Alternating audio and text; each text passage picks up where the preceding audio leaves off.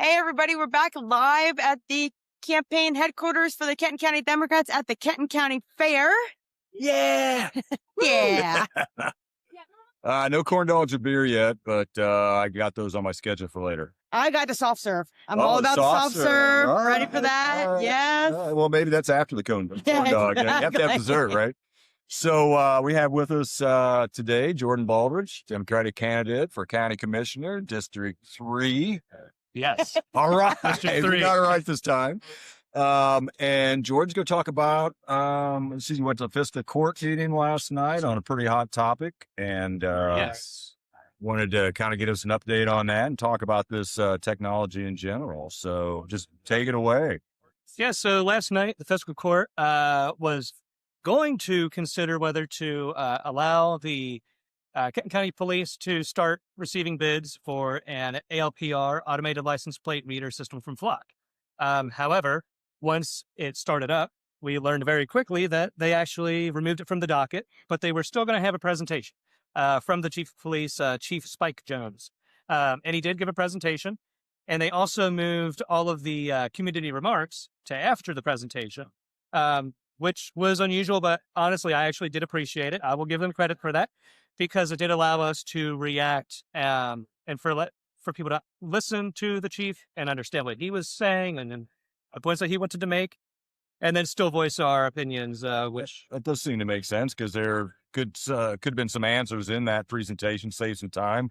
Also could have stirred up some other, controversy or ideas or concerns people had.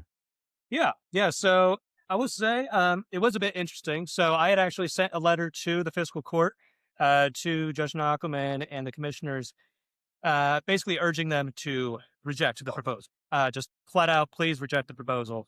But I did also give them a list of suggested policies if they wanted to have it be a more secure, more regulated system, things that they could do, such as like 30-day retention policy, limiting access, having authorization. And they did allude to having some of those policies. The chief did have a tighter framework than what HB 58, which the Kentucky State Legislature just passed. The Kentucky State Legislature just passed a law to basically restrict and regulate how flock deployments would be coming out. So it has guidelines for how they have to deploy it, the preparations they have to do, the information they have to provide, and it also has restrictions on who can access. Although, if you read the law, the restrictions are not very much because really any corporation can get it. They can do information sharing with other government agencies, and that could be within the state, outside of the state. And the reality is that even if they restrict it and say that you can't access that, the problem is that what we've seen time and time again with Flock in different areas of the country is that they do share that data. That in that they changed their terms of service. Terms of service used to say that the city or county, whoever it was who had the contract, that they owned the data. Well, in the terms of service, they removed that. Flock completely removed that. So even though these counties and states might be trying to address the issue, they really can't because once that data leaves the state, Flock has it. Yeah. So let's just back up for this. You might not know exactly what this Flock stuff is. It's all over the news now. We had the Fiscal Court meeting. What is it? Yes. So an automated license plate reader system, or Flock, that's the one that everybody knows about. That's like the manufacturer, right? Yes. It's like the leading in this technology right now. Yeah, they're right. the industry leader. What those are basically automated systems that use AI to read license plates. They will look at the car, the model, color, and basically they will look at the car and profile it to decide, okay, is this a stolen vehicle? Is this someone who has a warrant? And so the argument is that this is a safety tool because it's going to keep us all safe. It's going to catch criminals and catch all the bad guys. Now, there are other versions of Flock that do have the ability to pick up audio that they can listen to. They have other versions of Flock that will actually surveil people. It will scan the people in the car. It'll recognize the face. It'll do facial recognition. It also, some of them have RFID. That's the same technology that's in your remote control.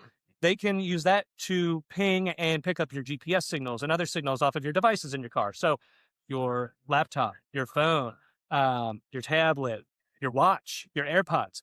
And what they can do is that they can use that to make a profile of whoever's driving that car and create a heat map which allows them to not only profile you, but then track your behavior around where you travel and how you travel and how you live your life.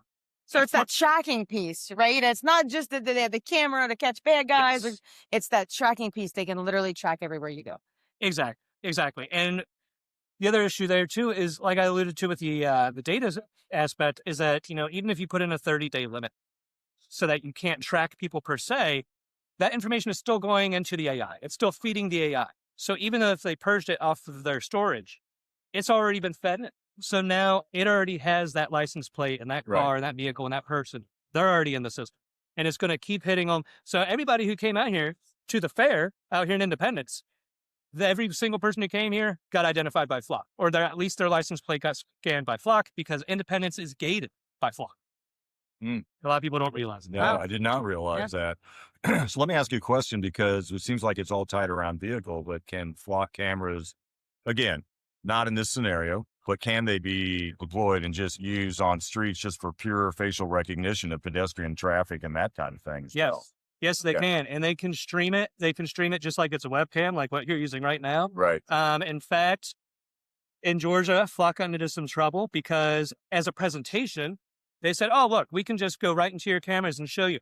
They opened up video to a children's gymnastics class where little girls were doing gymnastics to show off how pervasive, and I use that word specifically, that Flock could be, because they are able to use that and track anyone. They can go in and look for anybody. They do absolutely have facial recognition. I've deployed AI vision systems, and that's almost one of the first things you do when you're testing one out is you're doing facial recognition. It's very simple to actually deploy. And Flock is a very complex company that's been doing this for quite a few years. Right. So so what was the final result then of the meeting last night? They had the presentation. Tell us a little bit about what the general consensus was from the attendees there to the meeting. Sounds like it was somewhat overwhelming. The consensus was overwhelmingly against Flock in every single way. I can't remember how many of us there were. I think originally there were 12. I think a few people dropped out, but I think there were 9 speakers. And every single person was against Flock. And I do want to say thank you and congratulations to every single person who came and showed up, made their voices heard. Absolutely. And just supported the people making their voices heard. Power to the people. Absolutely power to the people. You're exercising your freedom of speech. You're exercising your freedom to be a part of the government. It was the most beautiful thing ever. I thought every single person there was more eloquent than I, which is wonderful because people were so informed and so passionate. And that's what we need in this country. That's what we need in this county, is people who know what is going on and who are keeping government accountable. And so despite whatever Chief Spike Jones said, he was not convincing. Nobody agreed. And in fact, at the end, Commissioner Droud asked, is anybody for these cameras? Complete silence. Not a single person was. Wow. And it was a packed room. Yeah. It was a completely packed room, standing room. There were people out in the hallway. So there's so many things going on right now that are involving commissioners, and you're running for County Commissioner at District 3. We have the SRI issue, and we have this. We have data centers that are going to be coming, because it's going to be so important. And so, as a commissioner, how would you be involved here? How would you be able to get people involved in this so people's voices are heard? Because right now there's no transparency. No, there is no transparency, and we have a huge issue, especially in this county and this region, where whether it's Flock, the SRI, or maybe a potential data center that we don't know about, which I wouldn't be surprised if we found out that's what they were trying to put out here. But all of these major issues are all the government that continually, without any transparency, makes decisions that affect everyone in this county, they have no accountability to the people of this county. And it's constantly about taking our tax dollars, taking our land, and giving it away to corporate power. Now, I work for massive corporations. I work for the biggest corporations in the world, and I love my job. And, if you're talking about the federal government, I think it's to some degree people expect corporations to be in. Right. And, whether it's the big, beautiful bill or whatever you want to call it, a massive tax giveaway to corporations, people don't like it, but people expect it and they understand it. But when you're talking about your local county, your local city, nobody expects to see that here. Right. And it's a lot more, again, I'll use this word, it's a lot more pervasive. It's a lot more in your face when it's your neighborhood. It's something else when it's somewhere across the country that you'll never see and you don't know the people. But when it's right down the street, when it's in Covington or right next to your farm or along every single road that you drive through, Right. yeah, you see that. It's right in your face. And people are starting to wake up. And I mean, that was one thing about last night was that you had the full spectrum of people show up and voice their opinions. You had a libertarian, a candidate for Congress. You had Republicans, you had Democrats, you had me and other Democratic candidates. And I'll tell you what, it was beautiful. I walked out and I shook every single person's hand that I could, that spoke. And it was great to unify with people across the aisle. And, you know, we all really felt like it was a sense of achievement. It was a sense of community, of brotherhood. And I will say, some of their ideas that the current fiscal court has really they destroy public trust and they do not build community. But the reaction to it is building community. So I guess in some, It's a little bit of thanks. By A little bit of proxy, thanks. right? By proxy, Yes. they're voting community. Thank you for getting those- uniting us against. Yeah. Well, I mean, it sounds like we may have found the nonpartisan issue we've been looking for. You know, I mean, privacy is huge, and that's essentially what we're talking about: privacy and Fourth Amendment rights, and Absolutely. And I mean, it's not dissimilar from the Patriot Act. We were talking earlier that, they're going to say that if you're against Flock, that you're anti-police. Or actually, the CEO of Flock, Garrett Langley, said that people who are against Flock are terrorists. None of you are terrorists if you believe in freedom and freedom of speech and freedom of movement. Every single person who came out there was the most patriotic people I've ever met in my life. Regardless of their beliefs anywhere else, that was pure patriotism to come out in support of protecting everyone's freedom. And so it really bothers me that they're going to play the same playbook from the early 2000s when I was a child and I didn't really know what was going on, but I knew, oh, hey, if you don't like the war on terror, then you're a terrorist or you're Yeah. a terrorist sympathizer. No, you were actually right. It turns out that after 20 years of war, we're not any more safe. Our rights have been trampled on for decades now. And even the Trump administration is acknowledging that, hey, all those TSA checks that they did actually is a waste of time and money. We actually don't need all those in. And that's where you're going to eventually find out with this is that it actually makes people less safe because yes, you can say, oh, it'll help me find my kid, but it's also going to help somebody else looking. If Right. somebody else hacks that system, which Yeah. is going to happen, it has happened, you're just putting people in more danger.